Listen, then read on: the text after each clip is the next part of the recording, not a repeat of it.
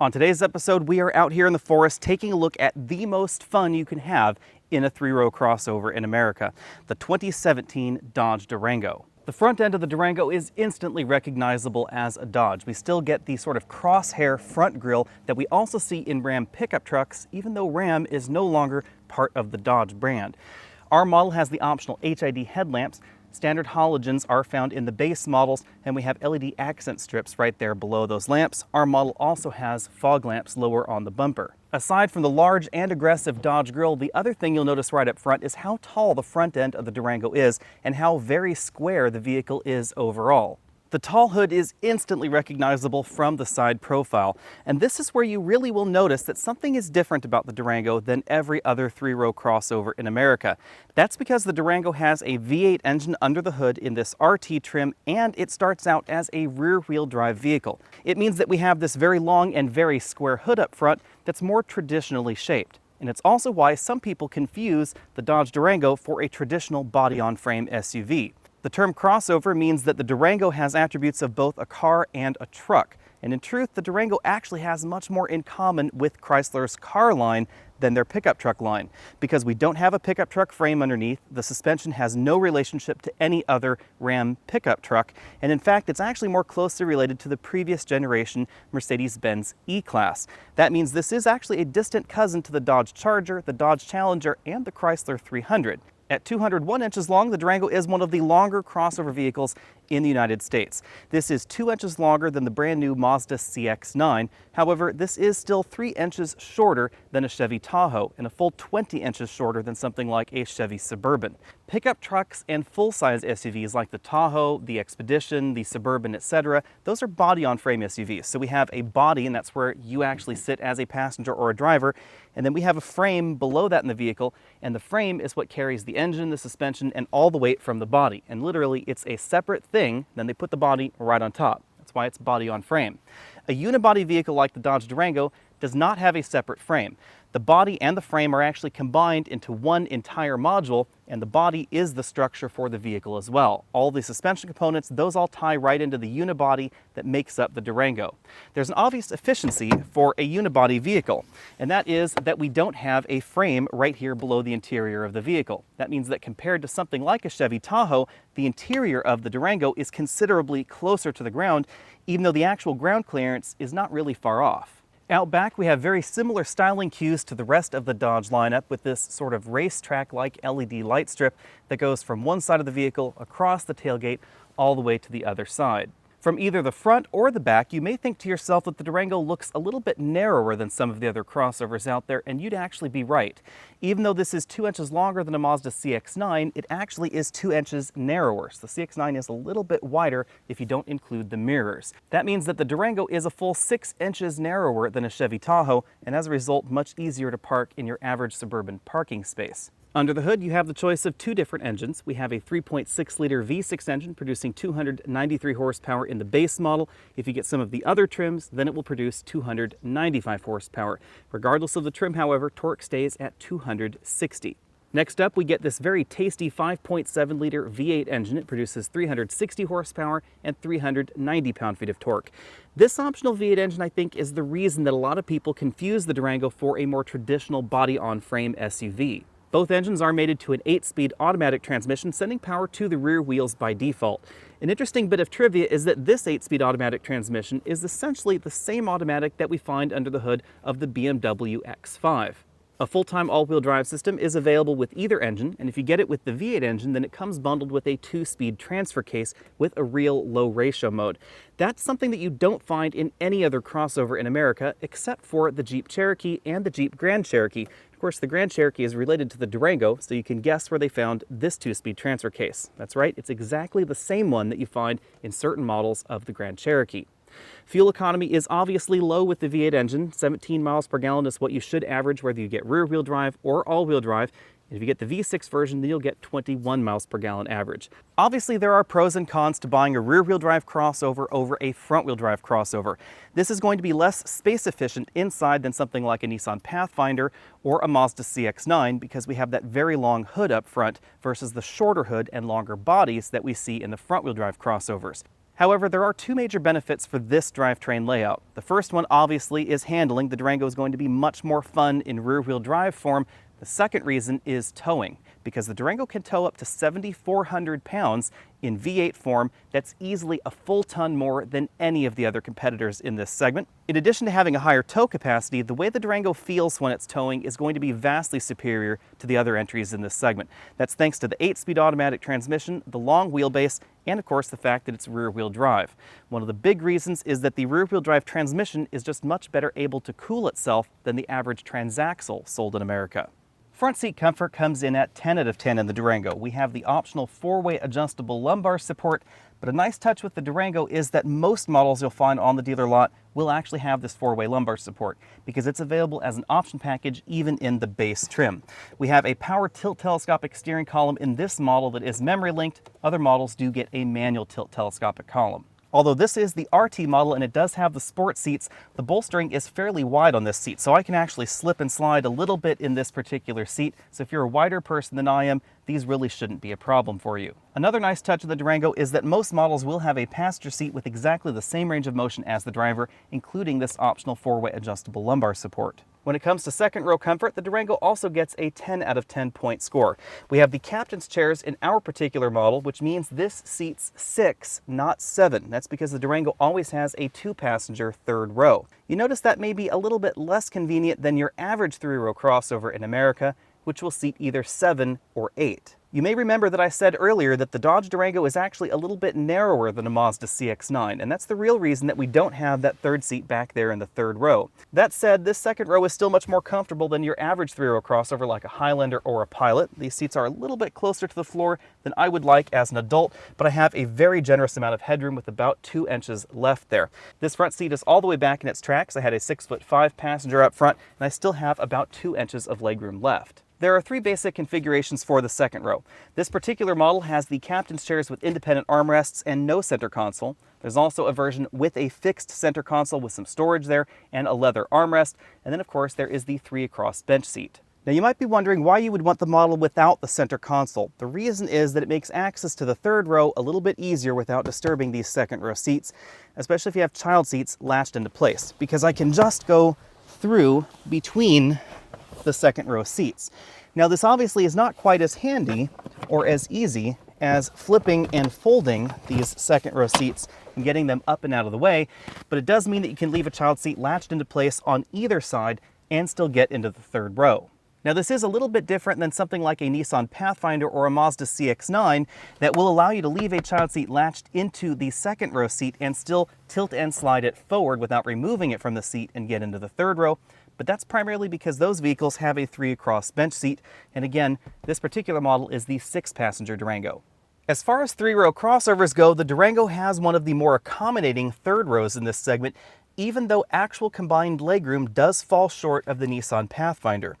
The reason for that is that the Dodge Durango is very square overall, and that means that sitting right back here in the third row, I still have about 1 inch of headroom left, and that's definitely more than you'll find in something like a Highlander or even a Honda Pilot. Another surprising touch back here in the third row is that we actually have soft touch armrests. Now they're not as soft as the second row or the first row, but it's definitely better than hard plastic that you find in most 3-row crossovers. We also have air vents back here for the 2 passengers in this third row. Therefore, when it comes to third row comfort, I'm going to have to give the Durango 10 out of 10 points. Again, even though the combined legroom figure in this vehicle, which is a pretty typical measure for comparing crossovers, is below the Pathfinder and even the Mazda CX-9. One thing to keep in mind with the Durango is that the second row does not slide forward and backward like we see in a lot of 3-row crossovers. That would typically allow you to give the third row a little bit more legroom than they would usually have, but actually at 6 feet tall, sitting right back here in the third row, I still have about 1 inch of legroom between my knees and this fixed in place second row. Behind the optional power hatch, we find over 17 cubic feet of storage space. That means that the Durango has significantly more than something like a Pilot or a Highlander, and actually a little bit more than the CX-9 as well. That means that you can almost fit a 24-inch roller bag in that position, but you can definitely fit 2 of them right here in this position and some additional luggage right over here on the side. If you have some of the narrower 22-inch roller bags, you may actually be able to fit 4 or 5 across the rear of the Durango. That's definitely more practical than the average 3-row crossover. However, this is still significantly less than your average minivan. So if you do need to carry 6 people and 6 people's worth luggage, then a minivan really is going to be your best option. If you either fold the 3rd row in the Durango down, or if you buy the Durango in the 2-row version, that's right, there is a 5-passenger 2-row Durango also available, then you can actually squeeze 10 of these 24-inch roller bags right back here in the cargo area. Although the Durango is definitely smaller than something like a Chevy Tahoe, because the Durango is a crossover and not a body-on-frame SUV, we get more room on the inside than you find in the Tahoe, and that means that we have a very similar bag score to that much larger vehicle. As we take a look around the interior, keep in mind we are in the RT trim, so we do have leather seats with RT embroidered right there. We also have 4-way adjustable headrests and height adjustable seatbelts for both the driver and the front passenger. The interior is largely the same for 2016 and 2017. However, Chrysler has told us to expect a new stitched leather dashboard and stitched upper portion of the doors for the 2017 model year, but they have said that will be late availability, so expect that the second half of 2017. Moving over to the dashboard, our model has the Beats audio system, so we have a center channel speaker right there up front, and then we have the optional 8.4-inch touchscreen infotainment system known as Uconnect. As we've seen from Uconnect in the past, we have full iPod integration, USB integration, XM satellite radio, as well as AM/FM radio. Our model has the optional heated and ventilated seats. You access those controls right there within the Uconnect system as well. Everything else is found on the Uconnect apps page. This is where you'll see things like AHA, Pandora integration, etc. And this is also where you can reorganize the buttons right there along the bottom of the screen to your taste. So if you want to put the Uconnect app manager down there instead of, for instance, the Uconnect Climate app, you just drag that right over there. Below the touchscreen LCD, we find a few physical buttons for the system: screen off, back button, hazard light button, volume up, down, tune, browse, and then an enter button right there in the middle. And then you'll find the controls for the dual zone climate control system. The controls for the 3rd zone, which would be the rear zone, are up here in the Uconnect system itself, or of course in the back of the vehicle. Below the button bank, we have a storage cubby that cannot be closed, and this is where you'll find the USB input, auxiliary input, and the SD card slot for your music, along with a 12-volt power outlet right there. This is large enough to put something like an iPhone 6 or 7 or the larger smartphones inside, but again, it does not close. Instead of a T-bar or Cobra head shifter, we have this shift knob. We rotate the knob clockwise in order to get drive, and then counterclockwise all the way over there to get park. Now, unlike some of the European vehicles that use this same style shifter, it will not automatically put itself in park when you turn the car off. To the right of the shift knob, we find 2 large cup holders. Behind that, we have a small storage cubby, and then we find the control for the all-wheel drive system. You'll only really find this in the V8 powered Durangos because this is the only model that has the 2-speed transfer case. So we have that low range right there. We shift to neutral first, and then we shift into low range, and then you follow the instructions basically on the LCD to change mode. So we can shift right back there to all-wheel drive auto. That'll put us back into the high-speed transfer case mode, and then we can put it into drive or park the car. There's also a small neutral button right there if you want to flat tow your Durango. Between the front seats, we have a softly padded center armrest that opens into 2 sections. The first section is relatively shallow, and that is for things like wallets, that sort of thing. And then it opens via a second button to a deeper storage well that you can put keys, wallets, phones, that sort of thing in there. There's also a second 12-volt power port right at the front. The instrument cluster in top-end trims is very similar to what we see in the Grand Cherokee. We have a physical tachometer over here on the left, engine temperature and fuel gauge over here on the right, and everything else is delivered by this large 7-inch LCD in between. In addition to the digital speedometer you saw, we can also get an analog speedometer, your typical trip computer information, some additional gauges like oil pressure, oil life, battery voltage, etc. Things that you don't normally see on many 3-row crossovers out there, including oil temperature, trip computer information, and infotainment readouts. The 3-spoke steering wheel is essentially the same as we see in other Dodge, Chrysler, and Jeep vehicles. We have shift paddles on the back, down on the left, and up on the right, depending on the model that you get. These buttons over here control that multifunction display between the tachometer and the fuel gauge. We also have dedicated phone pickup, hang up, and voice command buttons. On the right side of the steering wheel, we find the buttons for the cruise control. Our vehicle does not have the optional radar adaptive cruise control. If it did, these buttons right down here would be more than blanks. We'd actually have an enable disable button and the distance control button. If you get the V8 engine of the Durango, obviously the first thing you're going to notice is the absolutely glorious exhaust note. This obviously sounds much sportier than any other 3-row crossover in the US outside of the luxury car category. Obviously you can still buy V8 luxury SUVs, but as far as mainstream crossovers go, this is the only one. The other thing you'll notice is the acceleration. We ran from 0 to 60 in 5.7 seconds in wet weather in this Durango. This is by far the fastest three-row crossover sold in the United States. That's under about $50,000 or so. You can thank not only the stout V8 engine, but also this 8-speed automatic transmission. This is essentially the same 8-speed automatic that we find under the hood of the BMW X5, the Jaguar F-Pace, and a number of other luxury SUVs. You even find a relative of this transmission under the hood of certain Rolls-Royce models. The big thing about this 8-speed automatic is how smooth the shifts are and how fast the shifts are. In fact, the Durango lost about a full second in its 0 to 60 time when Chrysler upgraded this vehicle from the previous 6-speed automatic to this 8-speed automatic without doing anything to the engines. Now, if you get the V6 engine under the hood, then obviously the 0 to 60 time will be a little bit slower. It'll stretch out to right around 7.1 seconds.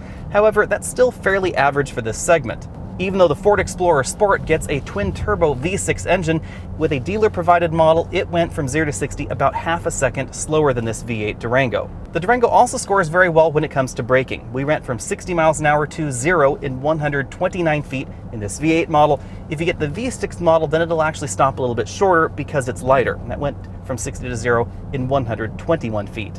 Although the Durango is one of the heavier three-row crossovers thanks to the large V8 engine under the hood and the 2-speed transfer case we have in this stout all-wheel drive system, this is the best handling three-row crossover, period. Mazda's brand new CX-9 is absolutely excellent, but it doesn't have the weight balance that we see in the V6 version of the Durango. If you get the V6 under the hood, the Durango has a perfect 50-50 weight balance, which you only really see in entries like the BMW X5. If you get the V8 under the hood, then it is a little bit front-heavy compared to the V6 version. However, it's not as front-heavy as something like a Honda Pilot or a Toyota Highlander. You may be wondering why the weight balance is important. Well, in neutral handling situations, and that means when you're going around a corner and you're not applying power and you're not braking the vehicle, it allows the rear tires to be doing a little bit more of the work than you find in a car that's very front heavy.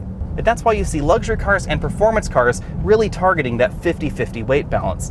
In addition to that, of course, the Durango has a solid rear-wheel drive driving dynamic, even if you get all-wheel drive, because this all-wheel drive system is designed to send most of the power to the rear unless it's needed up front. And that's the big difference between this and the Mazda CX-9.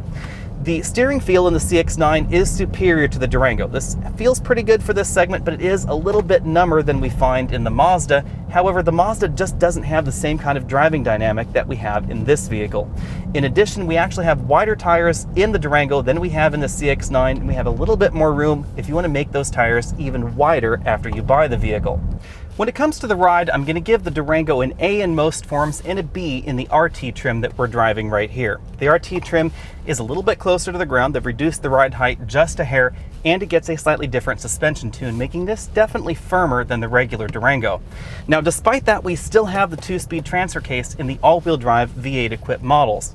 Obviously, the Durango is not designed for rock climbing, but you can actually get the Durango with skid plates, very much like the Jeep Grand Cherokee. As I said before, the suspension design of the Durango is very similar to what we see in the Mercedes-Benz ML, and even out here on rough roads and off-camber situations, this suspension still feels like an expensive European crossover. It never feels unsettled, even in this firm version, even on broken pavement in the corners.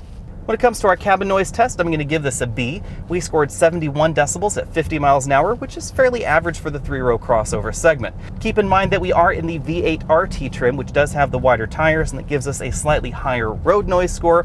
If you were to get the base Durango or some of the other trims, they'll have narrower tires and they won't handle as well, but it will be a little bit quieter in the cabin. Fuel economy is something of a mixed bag because it does vary drastically from V8 to V6 trims. If you get the V6, then you should average 21 miles per gallon according to the 2017 EPA cycle, and that's the new revised cycle that's dropped pretty much everybody's numbers down 1 or 2 miles per gallon. If, however, you get the V8 engine like we're driving, then the EPA says you'll get 17 miles per gallon. Putting that in perspective, a Mazda CX-9 will unquestionably get better fuel economy than any version of the Durango, although it won't be quite as much fun. However, the Durango is just about as efficient in V6 trim as the V6 Pathfinder, the V6 Honda Pilot with the 6-speed automatic transmission, or even the Toyota Highlander. Thanks to the cylinder deactivation system on the V8 engine and the 8-speed automatic transmission, if your daily commute is primarily highway heavy, especially flat highway heavy at steady speeds, it really is no problem to get 25-26 miles per gallon out of the Durango between 65 and 70 miles an hour. For 2017, Dodge has actually lowered the price of the Durango, and the base SXT trim will now start at $29,995. The SXT trim comes very well equipped for a mainstream three-row crossover, except there is a catch. It doesn't start as a three-row crossover. Although we do get a high level of standard equipment, that third row is no longer standard equipment. You do have to pay nearly $700 extra in the base model if you want the third row, or you have to step up to the SXT Plus package. On the flip side, the 7-inch LCD instrument cluster is standard in all models of the Durango, as is trailer sway control, the keyless entry and keyless go system, and perhaps most importantly for the Durango, those 18-inch wheels with very wide 265 width tires. Now, even though the third row is optional in the Durango, adding it to the SXT will still keep the base price well under comparable Honda Pilots or comparable Toyota Highlanders. The most popular trim for the Durango is likely going to be the new GT trim, which replaces the limited trim from last year. They haven't really changed the content too much, they've just renamed it the GT. That gives you the dual exhaust with a slight power bump, the LED daytime running lamps, remote start, the upgraded 20-inch wheels, leather seats, heated seats, etc. If you want the V8 engine, the least expensive way to get it is the RT trim that we have been driving this week. That started at $42,095, and of course you can add options to make it more expensive. An interesting twist with the Durango is that when you step up from the RT to the range-topping Citadel trim, you actually return to the 3.6-liter V6 engine standard. Now you can get the 5.7-liter Hemi if you want one, and that would actually make that Citadel more expensive than the RT. That's why that MSRP appears to be a little bit lower. The eagle-eyed among you may notice that there is a little bit of an omission in this chart. There is no SRT version of the Durango for some reason. We haven't heard whether there will be an SRT Durango in the future or not, but personally I live in hope. Obviously, there are a ton of three-row crossovers in the United States, so we'll really only be talking about the models that I think compete best with the Dodge Durango. The Explorer starts at $31,660 for the base model with the naturally aspirated V6 engine and front-wheel drive. That's about $1,600 more expensive than a base Durango and about $1,000 more expensive than a Durango when you add in the third-row seat that the Durango is missing in base form. When you start taking a look at the Explorer closely, it's easy to see why the Explorer is so popular. There are a ton of different ways you can configure that vehicle. We have naturally aspirated V6 engines, we have turbocharged four-cylinder engines, we have twin turbocharged V6 engines, front-wheel drive models, all-wheel drive models, etc.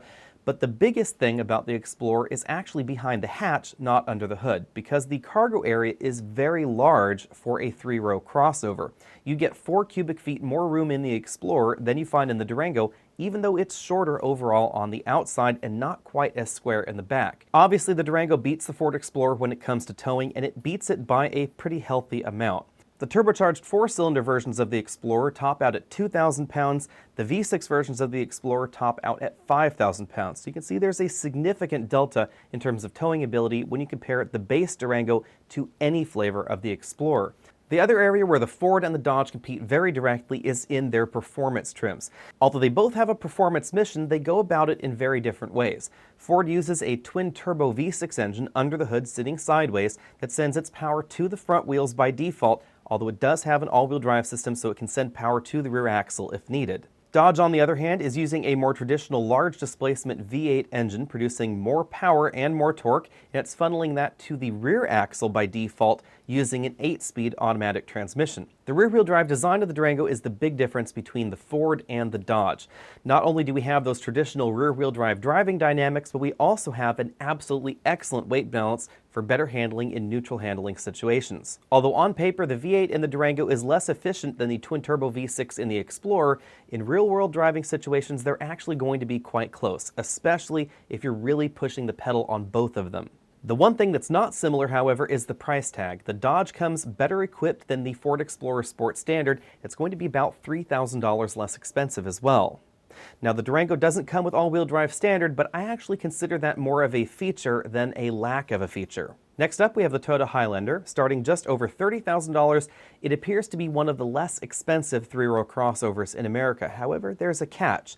Very much like the Dodge Durango, something is missing in that base Highlander. It's not the third row, however, it's actually the V6 engine. Now, because the 4-cylinder engine and 6-speed transmission are an older design for Toyota, stepping up to their optional V6 engine and 8-speed automatic will actually give you the same kind of fuel economy as the 4-cylinder engine with significantly better performance, although it will cost you more. In terms of front row comfort, the Highlander does fairly well for this segment, but the important thing to keep in mind about the Toyota is that it is one of the smaller 3-row crossovers, and the Durango is one of the larger 3-row crossovers. So if you actually have people using that third row, they're going to be considerably more comfortable in the Dodge.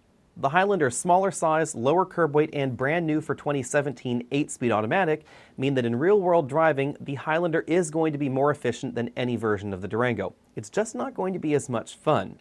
It also won't be able to tow as much. Towing in the Highlander is definitely below what we see in the Dodge, and the way the vehicle tows is definitely superior in the Durango as well. Next up, we have the Mazda CX-9. It's a little bit more expensive than the Durango, starting at $31,520, and it only comes with a 4-cylinder turbocharged engine. The base 4-cylinder engine is the important thing to keep in mind with the Mazda. Although it does have an acceptable feel driving out on the road, when you actually clock it 0 to 60, it is going to be one of the slower 3-row crossovers. Although the CX-9 isn't going to win any drag races, on the flip side, it is one of the best handling 3-row crossovers you can buy. Mazda puts very wide tires on that, they have an excellently tuned suspension, and they've really done a good job at removing weight from the vehicle. The CX-9 is notably lighter than the Durango, and that really pays dividends when it comes to handling. However, the CX-9 is not as well balanced as the Durango, so when it comes to actual skid pad numbers, they're going to be fairly even when you take a look at the much heavier V6 Durango versus the CX-9. The weight balance difference is very noticeable in the Durango. It's much more willing to turn in tight corners at speed than any of the other 3-row crossovers. Although the CX-9 gives up a great deal in terms of acceleration, it gains a great deal in terms of fuel economy. It is definitely one of the most fuel efficient in this segment.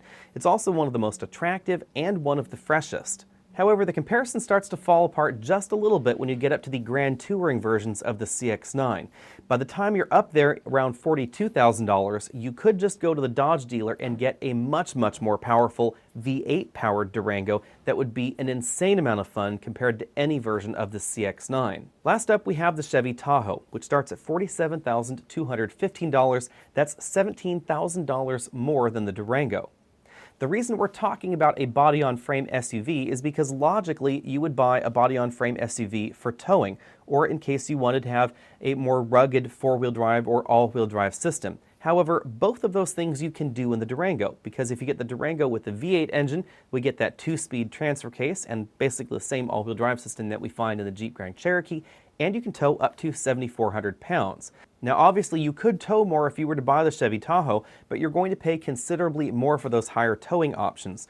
You also have the option for the Denali trim in the Tahoe, which does have their much more powerful 6.2-liter V8 engine, but again, it's going to be significantly more than the Durango. Although the rear-wheel drive layout of the Durango makes it a little bit less space efficient than the front-wheel drive 3-row crossovers with which it competes, it is notably more efficient than the body-on-frame construction that we see in the Chevy Tahoe. And that's why even though the Tahoe is significantly wider and a little bit longer than the Dodge Durango, you don't really find that much more passenger room inside. It's very noticeable in the cargo area.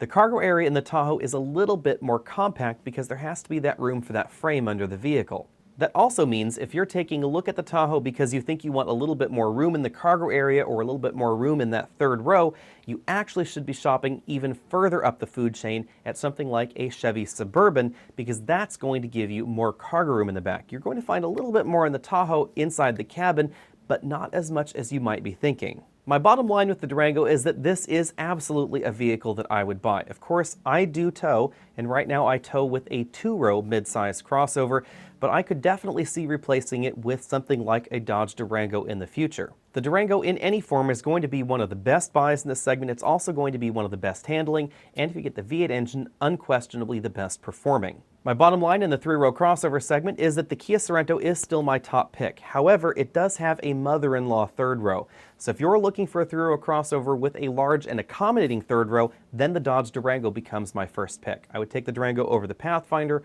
over the Explorer, and actually even over the CX-9. The CX-9 is an awful lot of fun, but it is just a little bit too slow for me and it doesn't tow enough for my particular needs. But the Durango is not a one-trick pony. It's not just about that towing ability. It's about the comfort of the third row in the back. It's about the cargo area behind the third row. It's also about the handling ability, the performance, and even the fuel economy in the 6-cylinder model.